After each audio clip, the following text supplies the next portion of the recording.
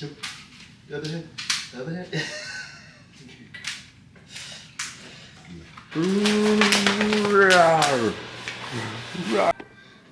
Morning. What's happening? Day 17. So I'm gonna get some programming done. Just want to quickly talk about was I woke up at 3 in the morning last night in a panic. I had a dream that I was going through my same old BS and I had smoked weed and I was using the same like justification loop of like why I deserved it, why I should do it, and it was like the exact same loop.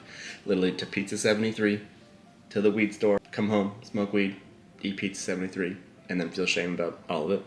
And yeah, this is the first time I was ever trying to take a very extended break / quit weed in general. I don't like to label it as quitting weed just because it does put a lot of pressure on you. But this is the first time that I've had next to no desire. Like when I woke up stoned in my dream there, it felt awful. It's the first time that I've ever wanted to not feel that way. So I was telling my client yesterday, like I think just the last couple months of EMDR and doing a lot of the heavy processing stuff and the desensitization process, coupled with the breath work, nervous system work, it's the first time I think I'm regulated enough with my nervous system and desensitized enough from the cognitive traumas that I know of that I just simply don't have the desire to do it. So it's a really cool place to be. Got lots of video stuff today. Saturday, pretty busy day. I've got 3 back-to-back clients, one of which is a returning client from about 8 months ago, one of which is a hybrid client, and then one of which is Kels. I'm not gonna work out with her today because I gotta film a bunch of stuff from 1 to 3. Hopefully, I shall have time to film that fat loss thing today. I don't know. I'm putting a lot on my plate right now, so I am crushing it right now with the consistency in the daily vlogs. So right now, that's a priority. The fat loss guide, if it happens, it happens. Got a bunch of programming here, so have fun watching me in super fast mode program.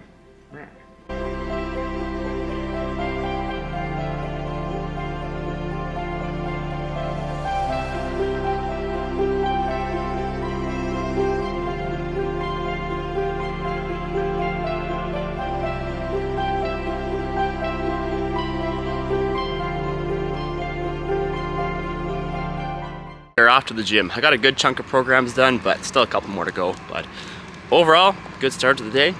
Can't complain. Already had 2 good chats with some clients. Sorry, just saw a guy straight up dumpster dive, but gotta love Inglewood.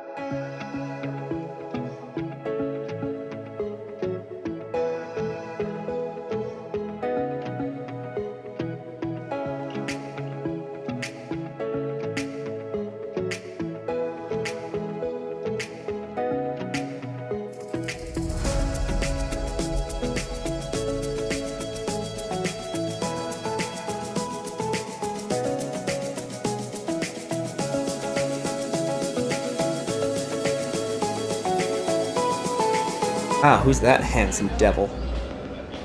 Wow. Relationship. Wow.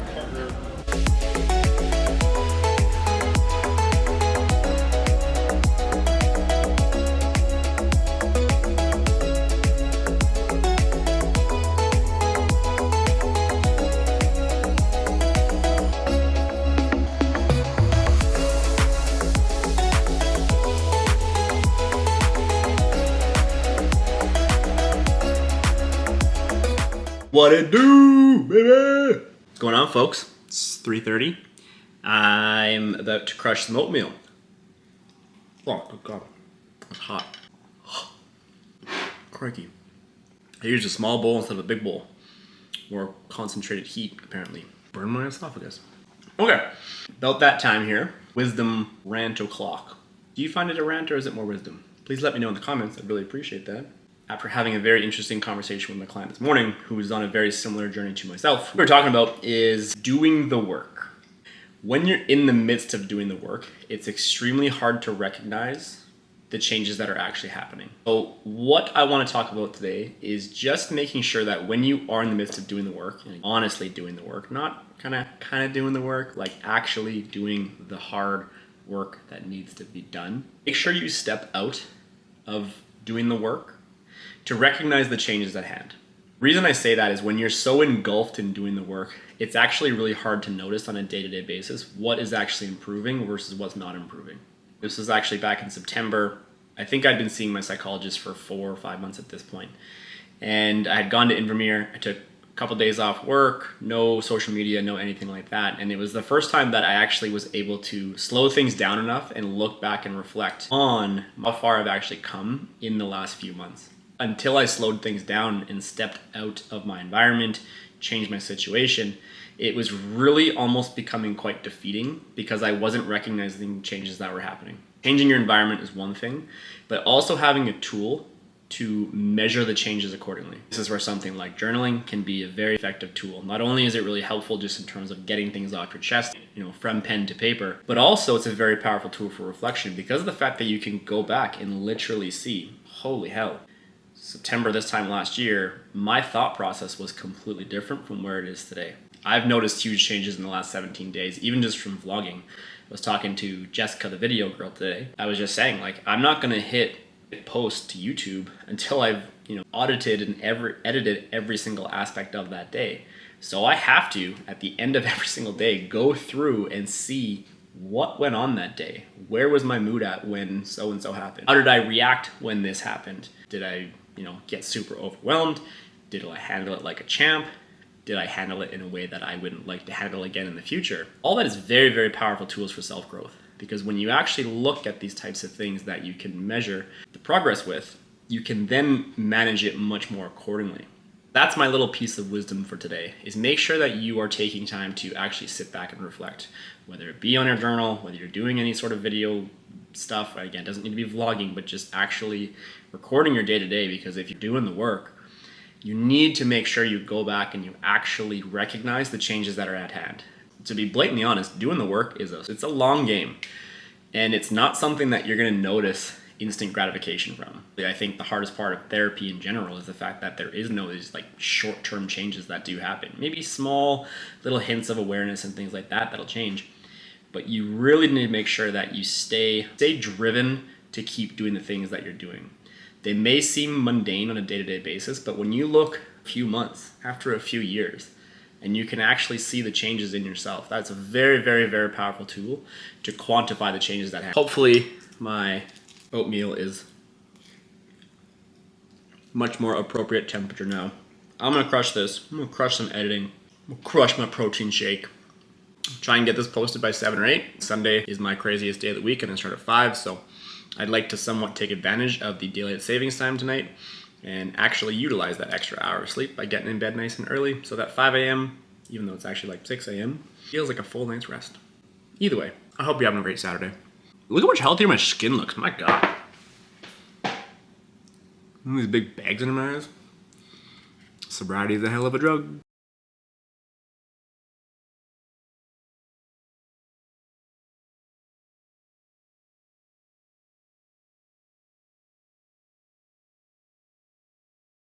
Goodness gracious, great balls of fire. I really need to learn how to do video B-roll still, but I'll get there one of these days. After the day though, I'm pooped. It's 8:30. It is later than I was hoping to have finished this. Vlogging just makes your day busy, even when it doesn't seem really that busy. But overall, another great day in the books. Day 17, all wrapped up here. If you've made it this far, please like, subscribe, comment. It helps your brother out immensely. I'm going to finish the rest of my chicken fingers and fries from last night. I'm going to put them in the air fryer, give them a little toasty toast, and I'm going to crush some delicious chicken fingers and fries because my muscles need some protein after that solid workout. I hope you enjoyed today's vlog, folks. I will see you tomorrow for day 18.